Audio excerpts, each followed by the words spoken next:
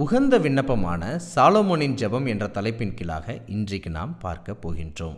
இந்த சாலமோன் தன்னுடைய ராஜ்யத்தின் ஆரம்ப நாட்களிலேயே பரலோகத்தின் தேவனை நோக்கி விண்ணப்பம் செய்கிறார்.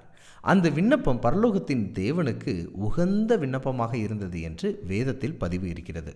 அதாவது தேவனுக்கு மிகவும் பிரியமான ஜெபத்தை அவர் செய்திருக்கிறார் என்று வேதாகமம் பதிவு செய்து வைத்திருக்கிறது. அப்படி என்ன தேவனுக்கு பிரியமான ஜெபம் செய்தார் என்ற அழகிய வேத வசனத்தை நான் வாசிக்கிறேன். 1 ராஜாக்கள் 3ஆம் அதிகாரம் 9-10 வாக்கியங்கள். ஆகையால் உமது ஜனங்களை நியாயம் விசாரிக்கவும் நன்மை தீமை இன்னதென்று வகையறுக்கவும் அடியேனுக்கு ஞானமுள்ள இருதயத்தை தந்தருளும். சாலமோன் இந்த காரியத்தை கேட்டது ஆண்டவருடைய பார்வைக்கு உகந்த விண்ணப்பமாய் இருந்தது.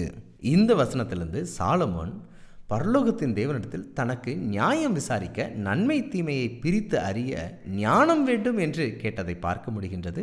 இது பரலோகத்தின் தேவனுடைய பார்வையில் பிரியமான ஜெபமாக இருந்தது. ஏனென்றால் சாலமோன் நினைத்திருந்தால், ஆண்டவரே, என்னுடைய ராஜ்யத்திற்கு கல்லா கட்டுவதற்கு அநேக பணத்தை தாரும் என்று கேட்டிருந்திருக்கலாம். எனக்கு நீடித்த நாட்களை தீர்க்காயுசை தாரும் என்று கேட்டிருந்திருக்கலாம். ஏன் எனக்கு விரோதமாக வரக்கூடிய சத்துருக்களின் பிராணனை எனக்கு தாரும் என்று கேட்டிருக்கலாம். இதெல்லாம் கேட்கல.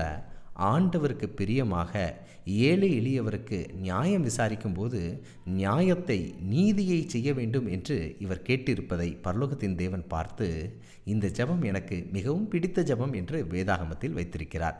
இப்படி இவர் ஜெபித்தது நிமித்தமாக ஆண்டவர் சாலமோன் கொடுத்த ஆசீர்வாதம் என்ன என்பதையும் சுருக்கமாக கூறுகிறேன். 1 ராஜாக்கள் 3ஆம் அதிகாரம் 12, 13, 14 வாக்கியங்களை வாசிக்கின்றேன். ஞானமும் உணர்வும் உள்ள இருதயத்தை உனக்கு தந்தேன். இதுவும் அன்றி நீ கேளாத ஐஸ்வர்யத்தையும் மகிமையையும் உனக்கு தந்தேன். உன் நாட்களில் இருக்கிற ராஜாக்களில் ஒருவனும் உனக்கு சரியானவன் இல்லை. என் நியமங்களை கைக்கொண்டு என் வழிகளில் நடப்பாயாகில் உன் நாட்களையும் நீடித்திருக்க பண்ணுவேன் என்றார். இந்த வாக்கியங்களின்படி ஞானத்தை மட்டும்தான் சாலமோன் கேட்டார். ஆனால் ஆண்டவர் நீடித்த நாட்களை ஆசீர்வாதமாக கொடுக்கிறார், ஐஸ்வர்யத்தை ஆசீர்வாதமாக கொடுக்கிறார், எந்த சத்துருவும் எழும்பாமல் பார்த்து கொள்வேன் என்று ஆசீர்வதிக்கிறார்.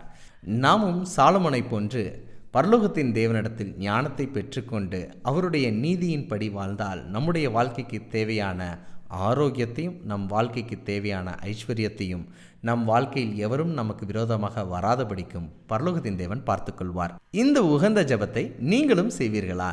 நிச்சயமாக செய்வீர்கள் என்று நான் நம்புகிறேன். இப்படிப்பட்ட வேதாகம ஆச்சரியங்களை தெரிந்து கொள்ள எங்களுடைய சேனலை சப்ஸ்கிரைப் பண்ணுங்க.